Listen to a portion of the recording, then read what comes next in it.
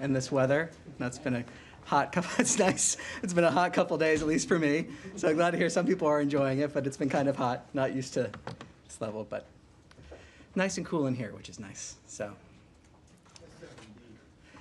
I have a few announcements up top, and then I'll be happy to take some questions.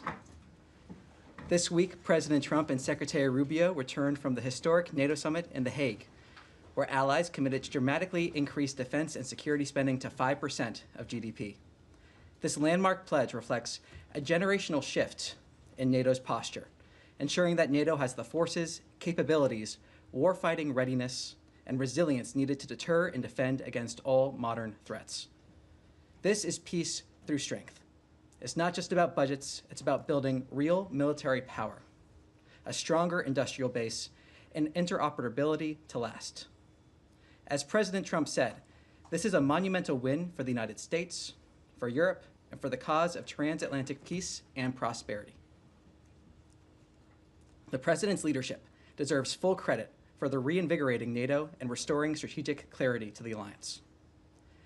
Today, the Secretary announced a new visa restriction policy for family members and close personal and business associates of drug traffickers sanctioned under Executive Order 14059.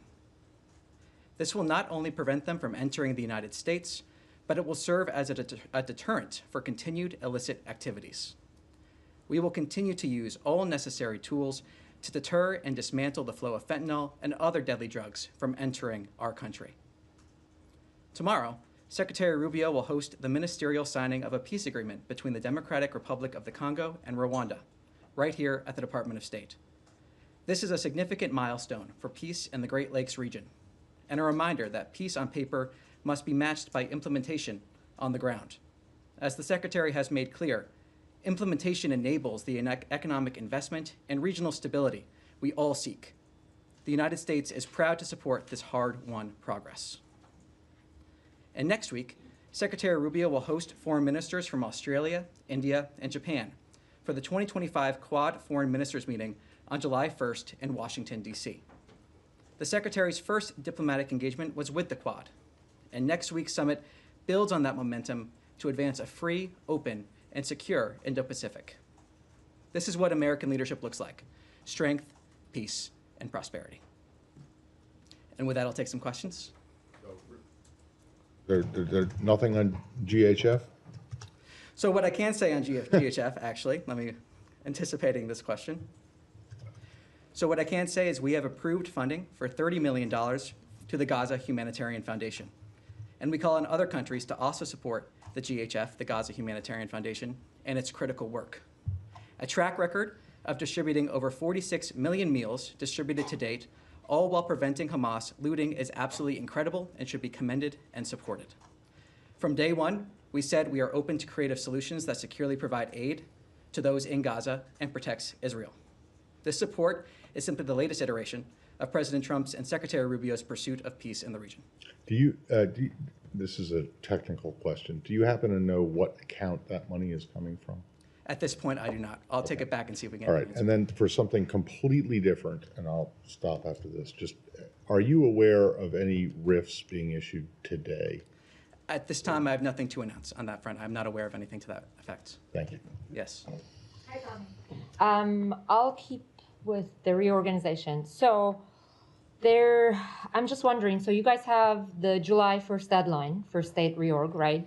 There's an injunction by a federal judge that effectively blocks the department from implementing agency-wide layoffs. And there's SCOTUS potentially weighing on this. So can you tell us, if we don't hear from SCOTUS by July 1st, which is Tuesday, is the State Department still going to go ahead with reduction in force? Well, I'm not going to speculate and tell the future on hypotheticals, but I can tell you we have no plans here at the department to violate a court order. Right. So you're saying that if SCOTUS between now and July the 1st does not weigh in on this, then the July 1st deadline will inevitably be postponed? Well, my first answer stands, and I'm not going to speculate further on that. We have no plans here at the department to violate. Okay. One more on this.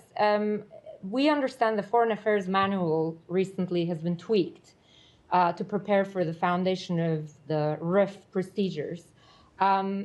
this administration has eliminated DEI, and it said it's bringing back merit-based. However, we understand that some of the rifts will depend on where a foreign service officer, for example, is working at the moment. And there are critics who are saying that that type of criteria basically ignores the years of knowledge, experience, language skills these officers have accumulated. So can you help us understand how this is going to be completely merit-based?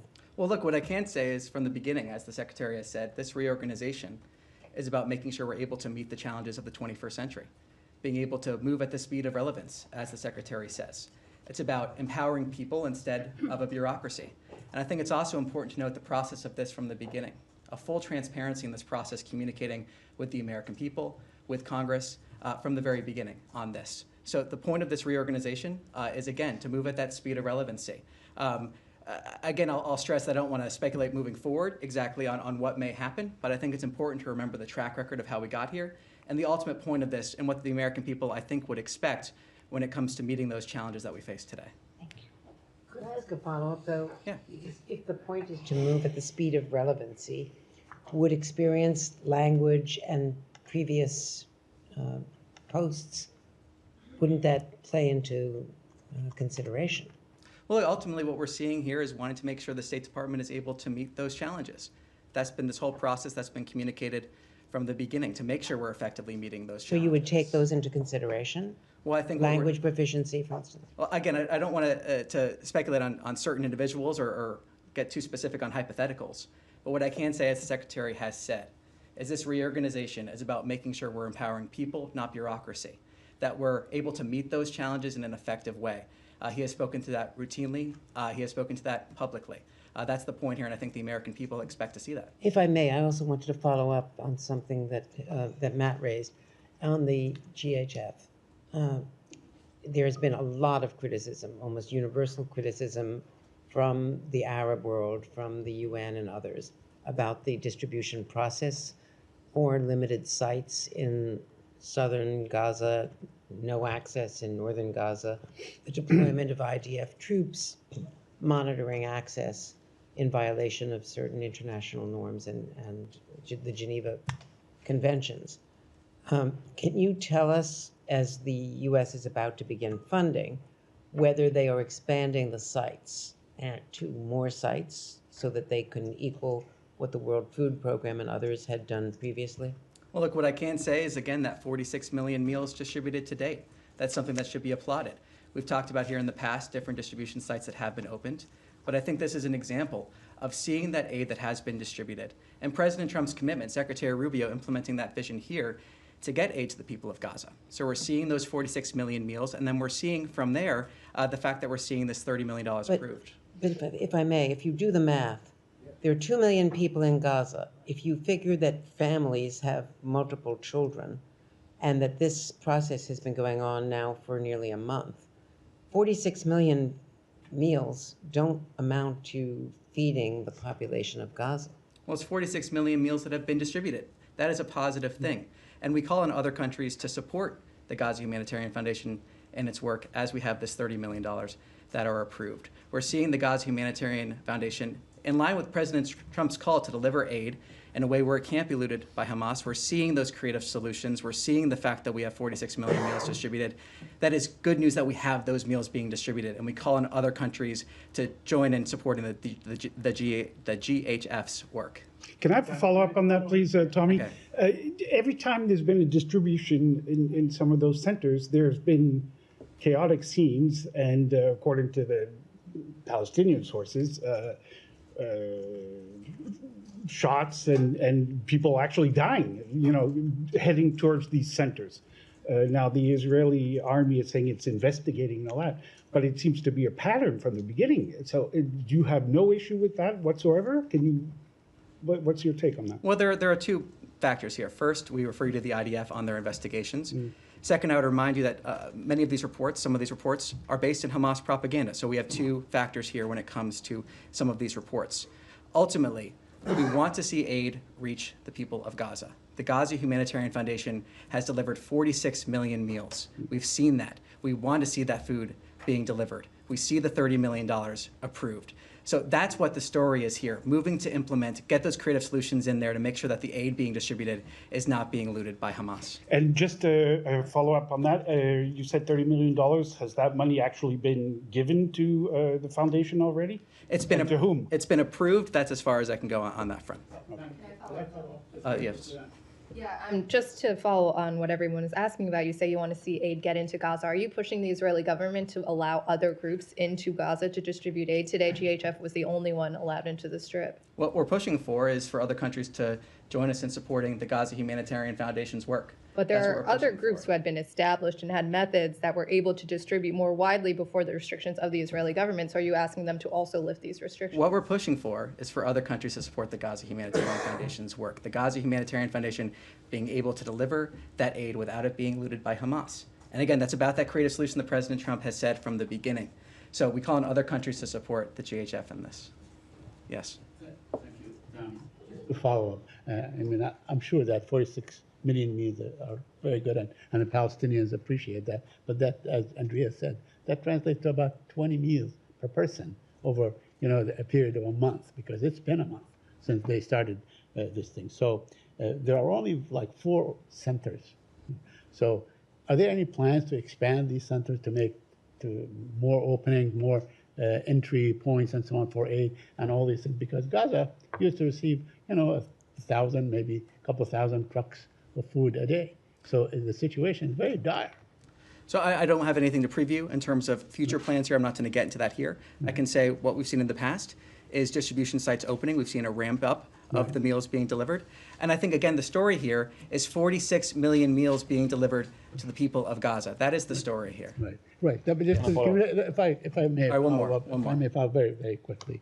Yeah, but also it has been a death trap. I mean, everybody is documenting that Palestinians are being killed at these centers and so on. Many of them are afraid to go. There's a looming disaster. I mean, are you talking to the Israelis? Are you urging them not to be trigger happy and confronting very hungry people who are so desperate that they're probably grabbing stuff and so on? Well, I answered your question earlier, but I think it's also important to recognize that Hamas bears sole responsibility for this conflict, as has been stated from this podium several times by spokesperson Tammy Bruce. The fact that we're seeing Hamas act in certain ways, and really in barbaric ways, that they've continually done that. So Hamas bears sole responsibility for this conflict. And again, the story here is the 46 million meals that have been able to be distributed to the people in Gaza during this time, and the fact that we're encouraging other countries to also support the Gaza Humanitarian Foundation. Yes. Thanks, Tommy. Sticking on the JHF, do the Americans plan on playing, other than the role of a benefactor here, any other role in terms of management, in terms of security? There were 8 Palestinian GHF contractors that were shot dead, last week. What is the role here, other than here's cash? Well, look, fundamentally, again, we wanted to make sure we get those resources in a way that helps deliver that food, helps deliver that aid. I have no further details for you at this time.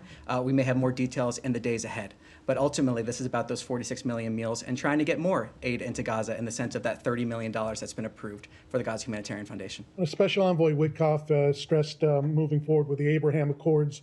President Abbas wrote a letter to President Trump, basically, congratulating him on the Iranian ceasefire, expressing his desire to move forward with the peace process here. I'm trying to figure out, because there's been almost no discussions between, at least publicly, between the State Department and the Palestinian Authority. I know Tammy always says just because you don't see it doesn't mean it's not going on. But where if Hamas is going to be out of the picture, maybe Arab countries don't know where it's going, what is the State Department's vision for future Palestinian Authority involvement in the region? What is the vision? What is the policy? Well, right now, what we're looking at is trying to get a ceasefire. That is our focus. Our focus now is the ceasefire we need to see. Our focus is getting to that ceasefire, standing with Israel's right to defend itself, its right to protect itself. That's where we are currently. That's where our focus is. And that's where it's going to remain until we reach those goals. Yes. Hi, Tommy, I'm going to stick on this subject just for a little bit more. You keep saying that the story is the distribution of 40+ million meals, and we're trying to just point out all of the other multifaceted angles of what's going on here, given that the government is about to invest a lot of money into this. So I'm just wondering, like, why, again, to Jenny's question, does this mean the US government doesn't support the World Food Program trying to get into Gaza right now? If not, why not? We're just trying to get a clear answer on why is it just one organization and not the others? Well, as I just said, what this indicates is the fact that we have $30 million approved for the Gaza Humanitarian Foundation. That's what this indicates. We've also seen the Gaza Humanitarian Foundation, as I was saying, been able to deliver aid in a way that is not being looted by Hamas. The story here, again, as I've said, as you pointed out, is that 46 million meals. That's the story here, and the fact that we're encouraging other countries to step up and support this. The president's been clear. He's been looking for those creative solutions to get aid into Gaza. This is one of those indicators showing a follow-through on that commitment from Secretary Rubio here implementing that vision at the State Department. And I don't know, sorry, if I could just have one more. I don't know if you've seen in the last couple of weeks, there was an American security contractor who used to work for the organization. He wrote his experience in ZTO, and he described how the contractors, the Americans going to work for the Gaza Humanitarian Foundation, were themselves not getting enough sleep, not getting enough to eat. He describes how some of the contractors were picking up food from the ground, food that was supposed to go to the Palestinian people. I'm just going to very quickly read this to you. He said, "We're telling crying women trying to pick up food for their families that they had to go, and they were looking at this food on the ground that they desperately needed, and they couldn't take it." He said it was absolutely horrific. So when you say the story is that they are getting millions of meals out, the other side of it is that there are many more people who are not getting food, and it's not enough food. And the security situation on the ground, other stories are starting to come out about people who are actually there. So do you have a comment on the experience of some of these contractors who you're about to fund? Well, every single one of these briefings, every single day, we have conversations about the situation in Gaza. Every single day, we have those conversations. And every single day, we've been working in terms of trying to figure out creative ways to get aid to the people of Gaza. Every single day, we've been working on that. The humanitarian situation, trying to address that. Every single day. And what we're seeing here is that $30 million commitment to this organization. That is what we're seeing. That is the commitment that President Trump laid out in terms of trying to get those creative solutions in there. So that's really what we're talking about here, that $30 million going to that organization, the 46 million meals. But of course, we're aware of what's happening in Gaza. That's part of why the president had this commitment to get aid in there, but also to get to that ceasefire, get to that peace, talking about long-term prosperity for everyone in the region. The fact that the people of Gaza have suffered tremendously under the hands of Hamas. The president has spoken about this continually, so has Secretary Rubio. So that's part of what we're seeing here, that $30 million to this foundation. And we encourage, as I said, other countries to also join in supporting this effort. Yes. Thank you, Tommy. On Iran, there's been some perhaps mixed messaging on the diplomatic outlook. The president has said he doesn't think a deal is necessary, but Special Envoy Witkoff said yesterday that he's hoping for a comprehensive peace agreement. If talks with Iran do indeed happen next week, as the president said they would, can you say what the goal would be for those discussions? Well, I refer you to my colleague Caroline. She spoke about this at the press briefing at the White House. One of the things that she said there was the goal of an Iranian meeting is to obtain long-standing peace in the region, and I have nothing further to add to her comments. So no nuclear agreement would that be necessary? Again, nothing to add in addition to my colleague Caroline's comments. Yes, sir. Yes. Yeah. No, right here. Yep. You. Thank you. Thanks, Todd. You mentioned Israeli army investigations into some of the food distribution incidents at these GHF sites. On June 2nd, Ambassador Huckabee attacked the press for reporting on some of the scenes of chaos and bloodshed. And he said that all the meals back then initially had been distributed smoothly and with, quote, without incident. Will the ambassador amend his statement against the press if the Israeli army confirms that there had indeed been chaos and bloodshed at the aid distribution sites? Well, I'm not going to speculate on the future there. What I can say is, as refer you to my earlier answer about the two dynamics that we're dealing with. And then secondly, there's been some reporting from Israel today about what happens next, assuming there's a durable ceasefire that endures, including the US and Israel talking about bringing Syria and Saudi Arabia into the Abraham Accords, and that a peace plan could help Arab countries help administer Gaza if Hamas is removed. Are you able to talk about that at all, or describe the administration's next focus for the region? I'm not going to speculate. As I said, our focus remains on achieving that ceasefire. Yes. Today in Riyadh, there was a meeting between Saudi Foreign Prince Faisal and Farhan and U.S. Special Envoy Tom Barak. Can you give us more details or read out about the meeting? Nothing to preview here. I'll take back your question and see if there's anything we're able to And I share. have a follow-up about the GHF.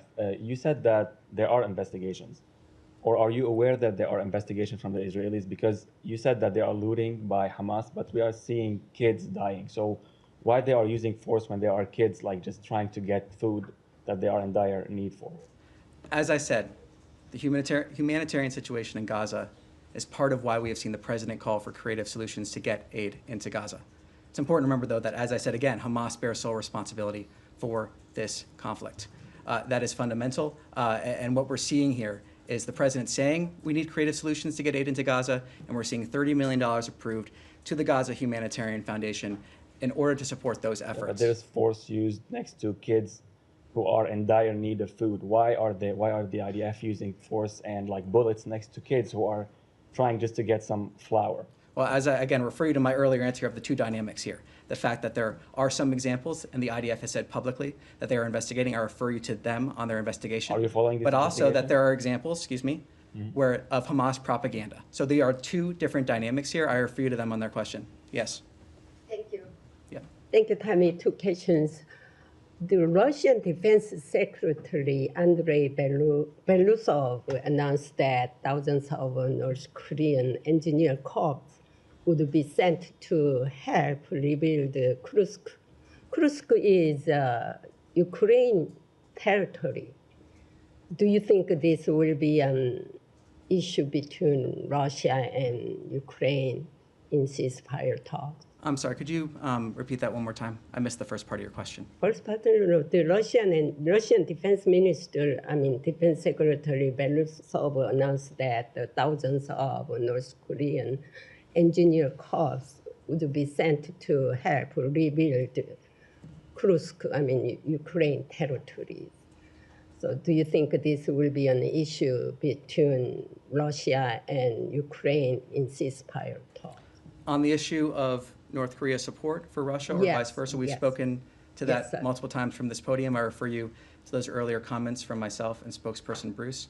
As the president has said many times, we hope to see that ceasefire, that long peace. We've been working for that, engaging with that. Ultimately, it is up to the parties in order to reach that. One more. Do you know how much will the U.S. increase its defense cost sharing with South Korea, and when will you discuss this issue? Let me take back your question and see if we can get some further details for you. Somewhat related to that, can I just ask a logistical thing, and just very quick? You mentioned the Quad meeting that the Secretary is going to be hosting. Yes. He is still planning to meet with these foreign ministers individually before the Quad meeting, right? I'll see what we're able to read out. At this point, I can confirm the Quad meeting, but I'll see if I can get you more details on that. Thanks. Can I go to Africa? What you asked, what you talked about at the beginning. What exactly is being signed tomorrow? Because Nobel Peace Prize winner Denis Mukwege said that this peace process has been opaque, non-inclusive, that this deal rewards aggression. He's been very critical of this. So I'm wondering what exactly is being signed here. Also, first of all, as you mentioned, tomorrow Secretary Rubio will host the ministerial signing of the peace agreement between the Democratic Republic of the Congo and the Republic of Rwanda right here at the State Department. There are provisions on respect for territorial integrity and a prohibition of hostilities, disengagement, disarmament, and conditional integration of non-state armed groups, establishment of a joint security coordination mechanism that incorporates the CONOPS of October 31st, 2024, facilitation of the return of refugees and internally displaced persons, as well as humanitarian access and a regional economic integration framework. So, though I would stress also what was mentioned in my topper, that it is with implementation of this agreement that the economic investment and development we all want to see will be possible. So you talk about regional framework, but this is just between two countries, and there are a lot of countries involved in this conflict. Well, I think ultimately, again, refer you to the comments I just had there. There'll be more information as we approach the day itself. But this is good news. This is good news. This is a fantastic achievement. We're proud to support this effort, and we applaud this effort. Yes. So I have two questions on China. One is that China reportedly is tracking down its rare earth exports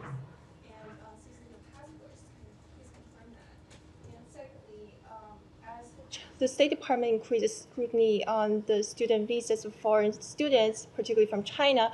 I'm wondering if the department has concerns about the Chinese student associations in the U.S., given their ties to the Chinese consulates, and they have been described as a tool to extend Chinese influence. So on your first question, I'll take that back, see if we can get you some details on that. On the second, on student visas and on our visa policies here in general, what I can say is that every single visa decision is a national security decision. And that's something that Secretary Rubio takes incredibly seriously. And I think it's the American people want that to be taken seriously, the ability to properly vet certain rules, regulations. Every single visa decision is a national security decision, no matter who you are applying for a visa. And that's, like I said, something the Secretary takes very seriously. So that's all for today. Thank you very much. Appreciate it.